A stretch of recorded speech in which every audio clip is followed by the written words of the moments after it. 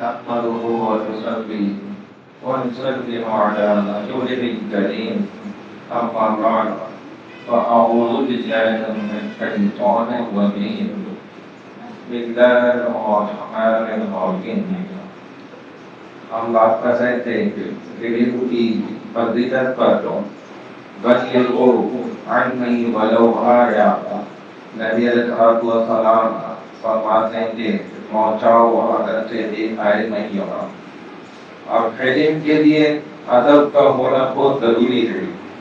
جو sources of education ہے یعنی کہ آپ کا علم حاصل کرنے کے جتنے بھی ذرائع ہیں، جتنی چیزیں علم حاصل کرنے میں استعمال ہوتی ہیں، ان سب کا ادب یہ لازمی جز ہے.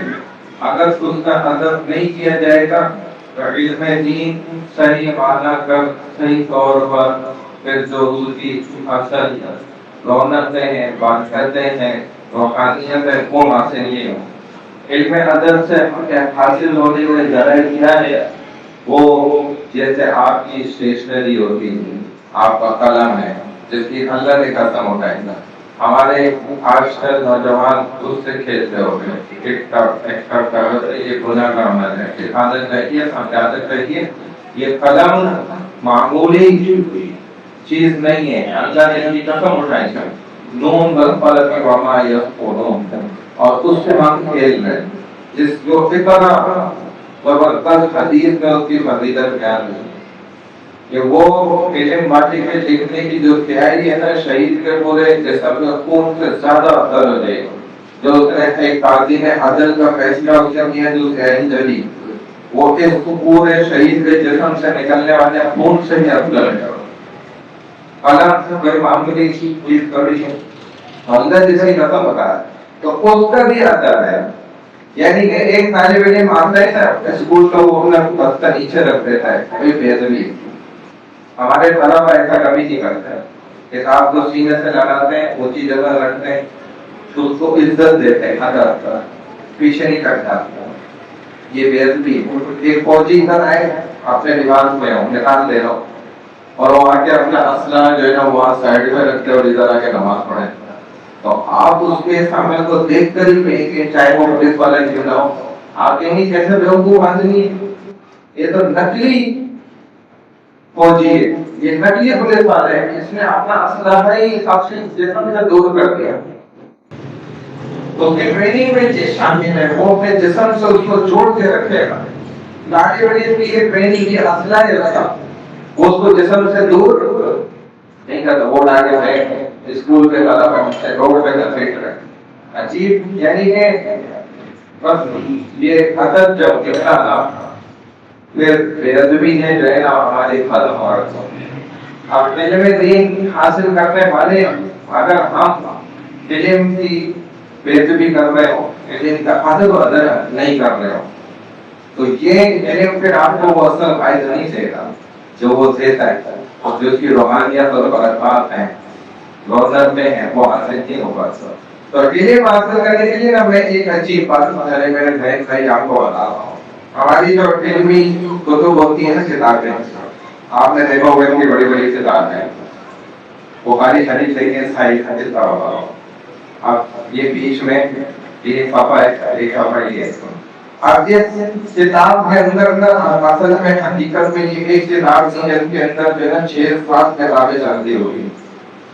جو یہ لکھا ہوا ہے نا اصل عبادت یہ متن ہے، اس کے نیچے ترجمہ ہے، پھر اس کے کنارے پہ الگ تفسیر چل رہی ہے، پھر اس کے کنارے پہ ترچھی لائن ہے، وہ الگ حاشیے چل رہے ہیں، نمبر ڈلے ہیں. اس طرح 6-7 کتابیں ہیں. تو ایک بزرگ نا وہ جب مطالعہ کر رہے تھے نا، اب یہ جو ترچھی لائنیں لکھی ہوئی اب وہ ادھر پہ تو نظر پیڑھی آ گئی، پڑھی نہیں جاتی. اب اس کو پڑھنے کے لیے نا وہ خود رکے وہاں سے اور جا کے اس کی جیت میں بیٹھے دوسری مخالف طرف. ہم ہوں گے تو ہم کیا کریں گے؟ کتاب کو گھما دیں گے، جیسے آپ استادوں کو گھما دے رہے ہیں، اسٹوڈنٹ اپنے ٹیچر کو گھما دیتے ہیں. آج کل یہ زمانہ چلتا ہے. وہ اللہ والے خود گھوم کے جا کے بیٹھے ہیں، مجھے کتاب سے کام ہے کتاب تو میرے سے نہیں کام ہے، میرا کام کتاب سے نکل رہا ہے، کتاب کا کام مجھ سے نہیں نکل رہا، میرا کام استاد سے نکل رہا ہے، استاد کا کام مجھ سے نہیں نکل رہا. یہ علم کا اثر ہے. یہ بات میری سمجھ آئی آپ کو؟ یہ اتنا جو اثر کرے علم کا کہ خود گھوم کے جا کر بیٹھ کر پھر کتاب کو پڑھیں اور سمجھے، کتاب تک کو نہ گھمائیں اتنے سے مطالعے کے لیے، اس کو پھر علم فائدہ کیوں نہیں دے گا؟ بالکل دے گا. تو ایک علمی مسئلہ بھی بتا دیتا ہوں. ابو حنیفہ رحمہ اللہ وہ فرماتے ہیں، اور جتنے بھی جنہوں نے ایک مسئلہ کہ اگر ایک شخص ہے نا وہ جنگل بیابان صحرا میں اکیلا زندگی گزار رہا ہے، اس تک کوئی دین کی بات لے کر نہیں پہنچا، کوئی علم کی کہیں نقطہ پستک نہیں پہنچا، تب بھی اس شخص کے اوپر یہ بات فرض ہے کہ وہ اپنے بنانے والے کو نہ تلاش کرے، ڈھونڈتے اپنے بنانے والے کو. جس نے ایسی زبردست کاریگری کی ہے، ایسا خوبصورت مل جیسا انسان بنا دیا، جیسی کائنات سجا دیا، کون ہے وہ آپ سے؟ جبکہ اس کے بعد ایک نبی بھی 1,24,000 میں سے نہیں گیا، کوئی امت ہی اس تک نہیں پہنچا ہوں کوئی دین کی بات کہتا ہوں. اور جس کے بعد 1,24,000 یہ ایک انگریز نے بات کہی تھی، بات کو اچھی کری بھلے وہ انگریز ہے، تو ہمارے پتے کی بات ہے تو میں بتا رہا ہوں. تو اس نے کہا کہ مجھے تعجب ہے ان لوگوں پر، حیرانگی ہے مجھے ان مسلمانوں پر، یہ مسلمانوں کے لیے بات ہے کہ جن کے پاس 1,24,000 اور چند روایات کے مطابق 1.5 لاکھ ایسے مخصوص اللہ کے چنے ہوئے جو کائنات کے سب سے اچھے انسان تھے، وہ اس کے پاس آئے. 1,24,000 یا 1.5 لاکھ انہوں نے آ کر ان کو ایک ہی بات سمجھائی اور پھر بھی ان کو وہ بات نہیں سمجھ آئی. بس ایسے انسانوں کا تو اللہ ہی عامل ہے، پھر بھی ان کو بات نہ سمجھ آئے.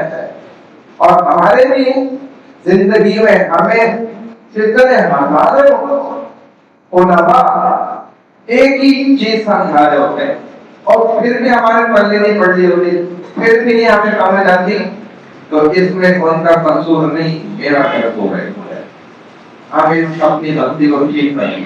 اللہ نے ہمیں توفیق عطا فرمایا.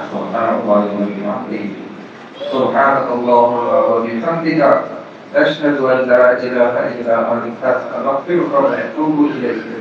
نستغفرك ونتوب إليك.